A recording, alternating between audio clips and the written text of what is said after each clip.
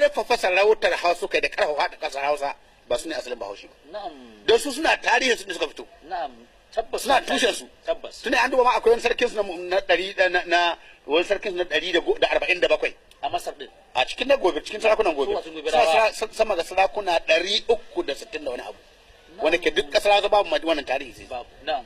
Su suna tarihin sarakuna za su faɗa ma tarihin sarakuna tun warkon su har zuwa yau sarkin gobe za su gama wani abu.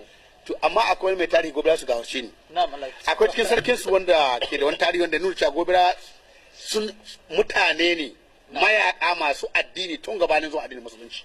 Sunansa Muhammadu Mai Gice. Suna da addini. Kwarai. Wanda ba na musulunci ba. Kwarai sunansa Muhammadu Mai Gice. Mai Gice. Mai Gice. Cross. To kamar wannan magana wure. Ka kenan manyan kabilu ne suna da addini tun addinin Bani Isra'ila. Haka ma Arawa. Na'am. Su ma kabilun Arawa suna da addini tun gabanin zuwa addinin musulunci suna da addini. Addinin Nasara. Na'am. Su ma Arawa na da shi. Ai an koma cikin tarihi Sheikh Ibrahim bin Hodiyo ko Muhammad Bello ya yi rubutu dan abin da aka tsakanin da Muhammad Bello da Malam Abdulsalam ai ya rubuta mai suna abin nan Sardul Kalam fi ma jara baini wa baina Abdulsalam a ciki ya ce Abdulsalam asalin sunansa na asali shine Mika'ilu. Tabbas Mika'ilu. To in muka duba Abdulsalam ya zama dan Hodiyo ba girman sai da shekaru ba.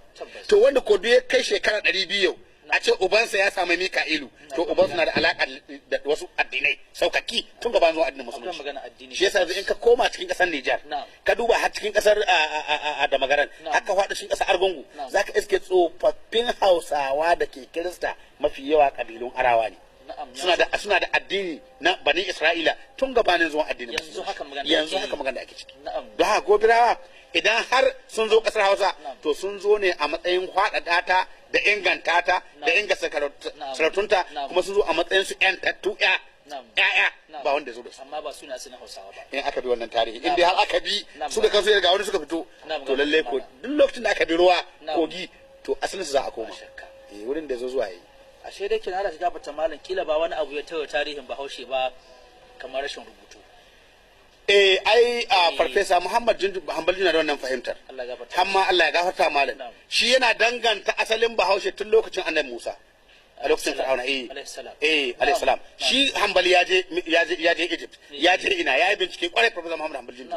Har ya gano ma asalin shi Musa ma da yake so ya danganta da Hausa da kuma asalin su kibdawan da gobirawa ya danganta da Hausa sai ce ai shi Musa din sunansa Musa din ai a fahimtar Farfesa Hanbali ai matar Fir'auna ta samu Musa to ba sunan shi ne na yanka ba ba kuma Allah ya yanka mai suna haka ba ba shakka tuna akwai nasin Qur'ani Allah ke cewa ni samaitu